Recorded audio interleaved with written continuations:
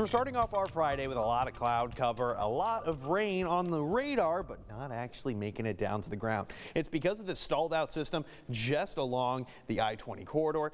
It is not really going to be affecting us all that much. As a matter of fact, most of what we see in our area is just that heavy cloud cover. Most of the rain is not hitting the ground, which isn't ideal given our drought situation. It is completely unchanged from last week based off the new and current drought monitor. Overnight tonight, though, good news, those clouds will be clearing out. You might start off with an early sprinkle, but again, most of this rain has not been able to actually make it down to the ground. Low dropping down to about 47. That's because as those clouds clear out, a lot of that heat is just going to quickly evaporate and go back into space, leaving us on the cooler side. But as quickly as we cool off, those clear skies for tomorrow mean a very warm start for our New Year's Eve. 76 for Temple, 75 for Marlin, 74 for College Station, mid-70s.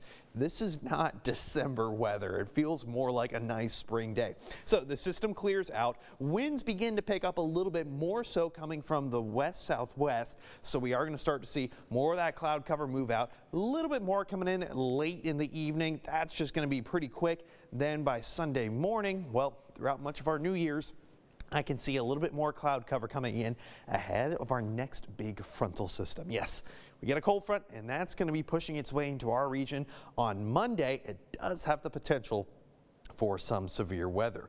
You can really actually see it with the jet stream right now. So as I push it forward, notice this big dip. That's kind of what we got our eyes on right now. That's going to slowly push its way from west to east, continuing kind of a similar trend of what we saw last week with that big cold front from Siberia.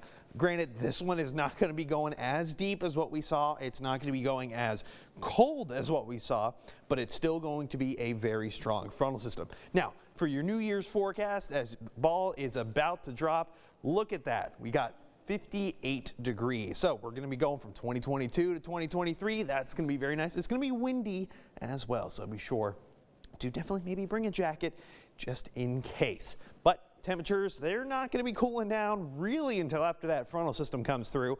And when they do, look at that. They're actually going back down to a more seasonable range. We're looking at those 60s and going maybe down to the 50s. But notice the lows. The lows, they're going to entirely avoid the freezing point. And you know what? I'll take that. I think I will too. What a difference a week can make. All right.